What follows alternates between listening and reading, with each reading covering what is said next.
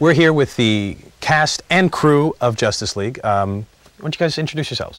Jennifer Hale. I play Giganta and Killer Frost. My name is George Newbern, and I play Superman. I'm Maria Canals, and I play Hawk Girl. I'm Phil Lamar, and I do the voice of Green Lantern. Hi, I'm Susan Eisenberg, and I do the voice of Wonder Woman. I'm Andrea Romano, and I'm the casting and voice director.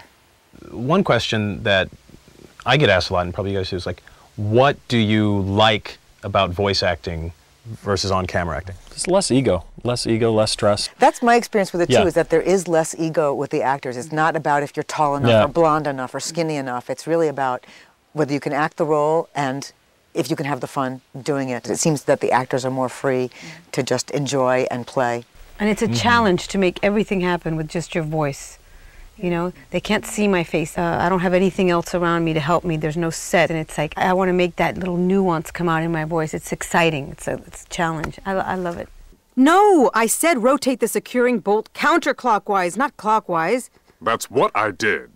Oh, no, you didn't. Now, I don't know. It seems in my experience, because we have a lot of guest stars on the show, and you'd know this best, Andrea, but it seems like the people with singing backgrounds or stage backgrounds are the ones who adapt most quickly to doing voice acting. It has to do with, I think, the energy involved in stage acting, too. It's because voiceover acting is subtle, but it's not as subtle as on-camera TV or on-camera film is. It's a little bit broader, and so stage actors seem to have the presence that is required for it.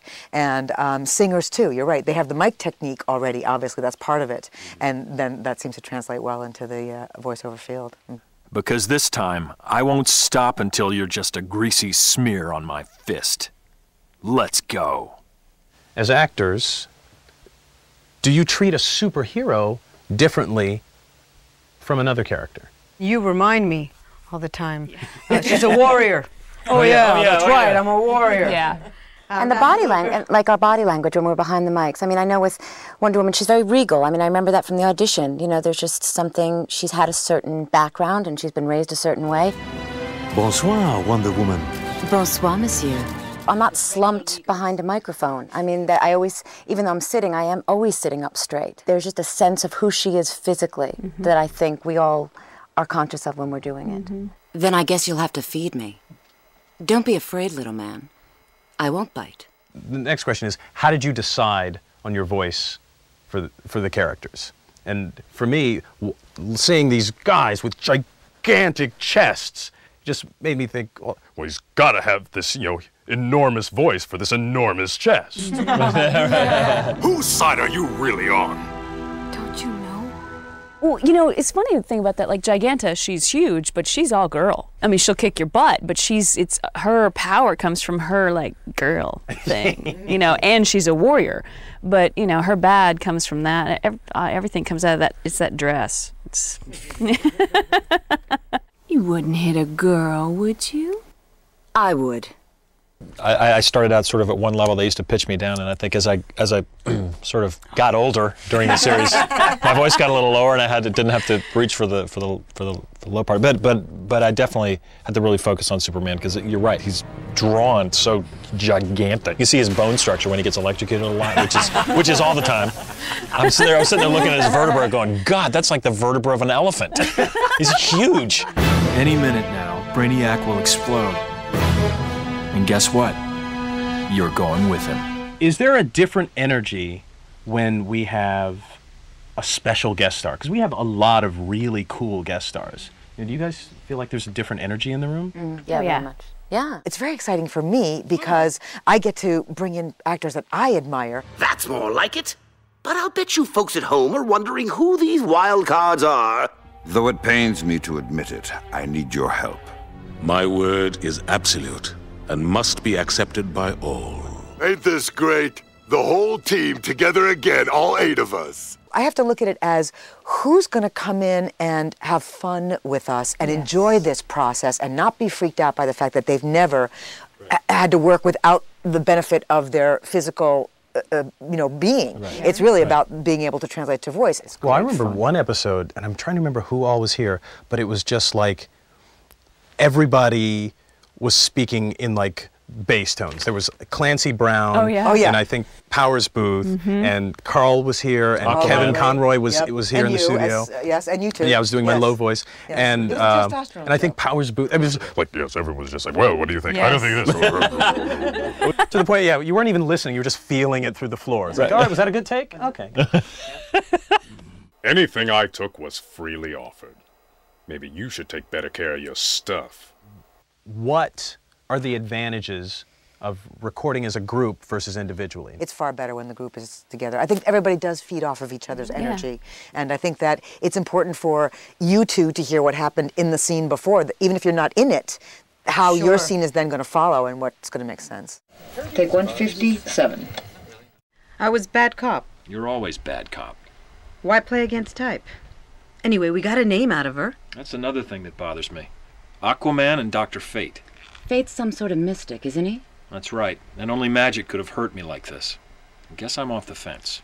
Somebody asked, what are recording sessions typically like?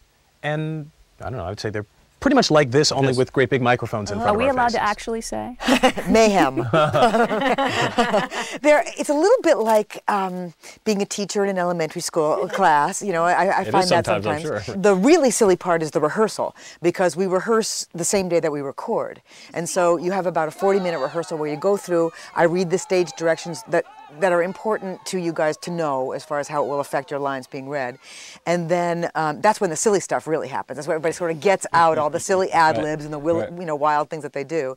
And then when we get to the actual record, then it's a little bit more down to business, and let's get it done because we have a finite time to get this done in.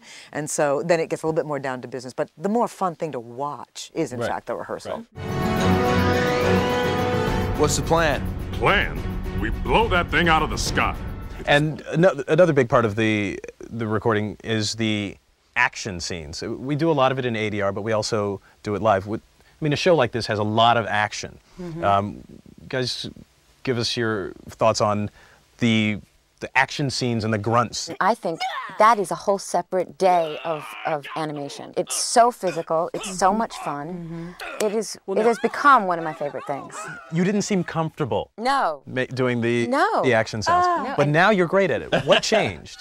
I just got comfortable with it. It's like I let go of the inhibitions of it, of looking silly, of being concerned, and just having fun, of really feeling the punch, of really throwing the punch. It's one of my favorite things. Oh, crap. One more.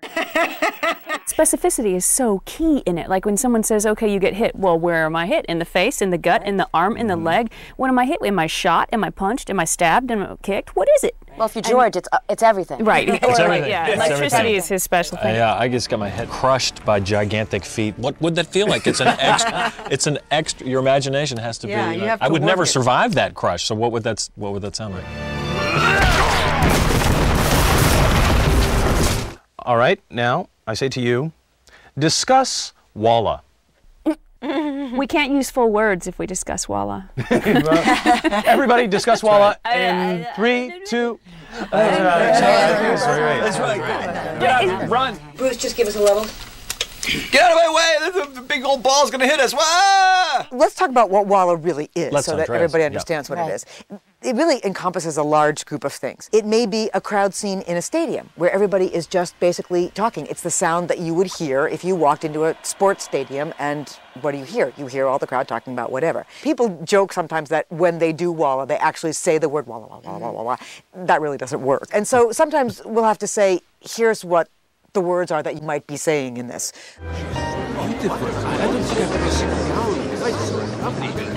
And it's also, we get very silly during it. I mean, it's Yes. that one time where we really just cut loose. Yeah, we do, because it's the whole group, and you bring people in, and you bring some of the writers, and Bruce will come in, and and then it's like really we're just playing. It's fun. Yeah. It's all fun. And if we can't have fun making cartoons, for goodness sakes, we're just in the wrong business. Yeah, we So, Pretty bad odds.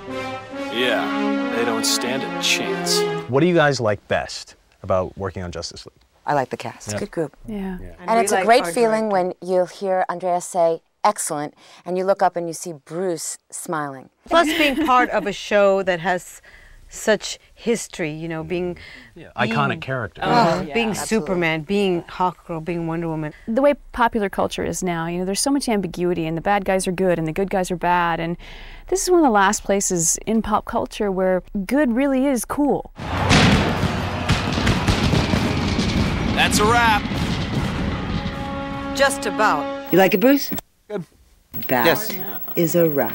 Oh. Really nice, you guys.